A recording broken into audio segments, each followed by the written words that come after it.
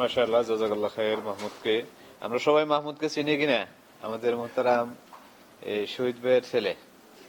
ঠিক আছে, মাশাআল্লাহ, খুব সুন্দর কোরআন তেলাওয়াত করার জন্য ধন্যবাদ।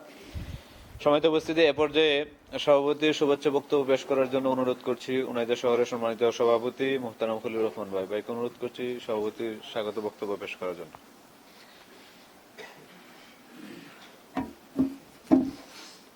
আসসালামু আলাইকুম রহমতুল্লাহি ওয়া বারাকাতুহু। নাহমাদুহু ওয়া নুসাল্লি আলা রাসূলিল কারীম, আম্মা বাদ।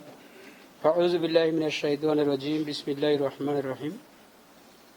প্রবাসী সংগঠন আল কাসিম প্রদেশের গুরুত্বপূর্ণ একটি শাখা, উনাজা শাখা কর্তৃক আয়োজিত আজকের এই শিক্ষা বৈঠকের উপস্থিত রয়েছেন আজকের প্রধান মেহমান, বাংলাদেশ থেকে আগত সাবেক ছাত্রনেতা, গাজীপুর মহানগরী কর্ম পরিষদের সম্মানিত সদস্য, নোয়াখালী জেলা সদর থানার চেয়ারম্যান পদপ্রার্থী মোহতারাম নেয়ামতুল্লাহ শাকির ভাই।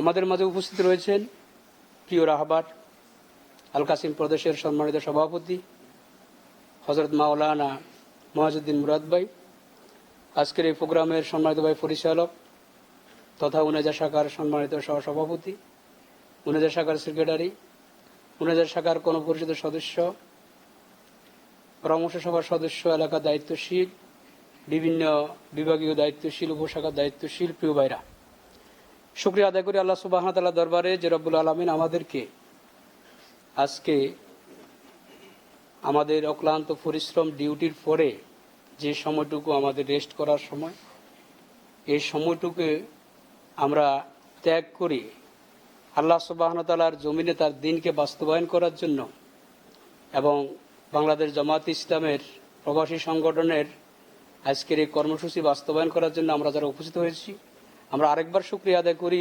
আলহামদুলিল্লাহ।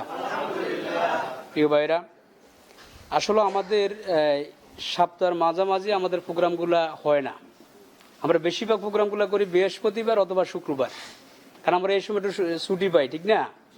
কিন্তু আমাদের প্রিয় মেহমান যিনি আমাদের মাঝে আজকে উপস্থিত আছেন, উনি 29 তারিখে আবার চলে যাবেন ফ্লাইট ওনার, যার কারণে আমরা চিন্তা করছি এই সমস্ত মেহমানদেরকে তো ঠিকমতো আমরা পাই না।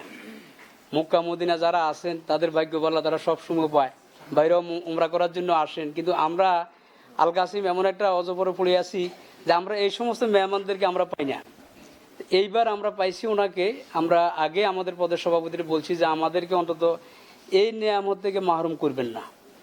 সভাপতি সাহেব আমাদের ডাকে উনি সাড়া দিয়েছেন, আলহামদুলিল্লাহ আমাদেরকে শিডিউল দিয়েছেন আজকে এই 27 তারিখে প্রোগ্রামের জন্য। আমরা যারা মেহমানকে পেয়েছি আমরা ওনার আলোচনা মনোযোগ দিয়ে শুনবো, ঠিক কিনা? আরেকটা বিষয়, আমাদের আজকের এই প্রোগ্রামটা হলো শিক্ষা বৈঠক, ঠিক না? আমাদের এক ভাই বলছিল, ভাই লেখাপড়ার ভয়ে বিদেশ যায় পলাইছি, এখান থেকে জামাতে ইসলাম দৌড়ি আবার পড়ালেখার টেবিলে বসাই দিছে। কারণ জামাত ইসলাম এমন একটি সংগঠন যেটা লেখাপড়া ছাড়া আর কিছু বুঝে না। কারণ আপনি যদি সংগঠন করেন, রাজনীতি করে যে দলে করেন, ওই দল সম্বন্ধে আপনার তো জানা দরকার, আইডিয়া থাকার দরকার আছে না? এমনও দল আছে বাংলাদেশে, জেলা পর্যায়ের নেতা যদি জিজ্ঞেস করে যে আপনার দলের লক্ষ্য উদ্দেশ্য কি, উনি জানে না। আপনার দলের কর্মনীতি কি, উনি জানে না। আপনার দলের কর্মসূচি কি, এটাও জানে না। কি দলের জন্য যান প্রাণ।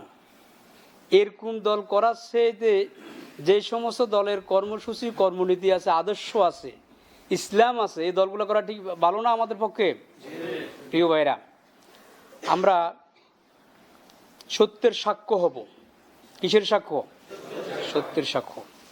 সাইয়েদ আবুল্লাহ মওদুদী বলছিলেন যে সত্যের সাক্ষ্যর জন্য আল্লাহ পাক প্রথম ইহুদিদেরকে বাছাই করছেন। এ দায়িত্ব কিন্তু আল্লাহ পাক ইহুদিদেরকে দিয়েছেন। দেওয়ার পরে ইহুদিরা এই সত্যের সাক্ষ্যটাকে কিছু গোপন করছেন, কিছু বাদ দিয়ে দিয়েছেন, যার কারণে তাদেরকে আল্লাহ পাক সাজা দিয়েছেন। কি দিয়েছেন? সাজা দিয়েছেন। এরপরে এই সত্যের সাক্ষ্য দায়িত্বটা আসছে আমাদের উপরে। আমরা যারা নবী মুহাম্মদ রাসূলুল্লাহ সাল্লাল্লাহু আলাইহি সাল্লামের উম্মত, সত্যের সাক্ষ্যটা দুই প্রকার। কয় প্রকার? একটা হলো মৌখিক সাক্ষ্য, আর একটা হলো বাস্তব সাক্ষ্য। আজকের যে প্রোগ্রামটা মৌখিক সাক্ষ্য, আর আমাদের কর্মনীতি, আমাদের আমল হচ্ছে বাস্তব সাক্ষ্য, ঠিক না? ঢাকা বাস সিটিতে আজকে আমাদের সাদেক কায়েম ভাইরা যে কাজগুলো করতেছে এটা হলো বাস্তব সাক্ষ্য। এটা কি সাক্ষ্য? এর দ্বারা প্রমাণিত হয় যে ইসলামপন্থীরা যদি ক্ষমতায় আসে পুরা বাংলাদেশ ঢাকা বাস সিটির মতো হয়ে যাবে ইনশাল্লাহ। তাহলে আমাদের করণীয় কি? করণীয় সম্বন্ধে আমাদের মহতারাম আমাদেরকে দিক নির্দেশনা দিবেন। আমরা অবশ্যই সেই দিক নির্দেশনা অনুযায়ী কাজ করব। আমরা একজন জামাতে ইসলামের একজন কর্মী থাকবো না। আমার পরিবারে যত লোক আছে, আমার যত বন্ধু বান্ধব আছে, আমার যত আত্মীয় স্বজন আছে, সকলের কাছে আমি এই সত্যের আহ্বানটা পৌঁছাই দিব। এবং আমরা আশা করি আগামী বাংলাদেশ হবে ইসলামের বাংলাদেশ, আগামী বাংলাদেশ হবে মুসলমানের বাংলাদেশ, আগামী বাংলাদেশ হবে আলেমদের বাংলাদেশ। এ বলে আমার সংক্ষিপ্ত আলোচনা শুভেচ্ছা বক্তব্য এখানে শেষ করলাম। আখির দাওয়ান আলহামদুলিল্লাহ। আসসালামু আলাইকুম রহমতুল্লাহ বারাকাতুহু।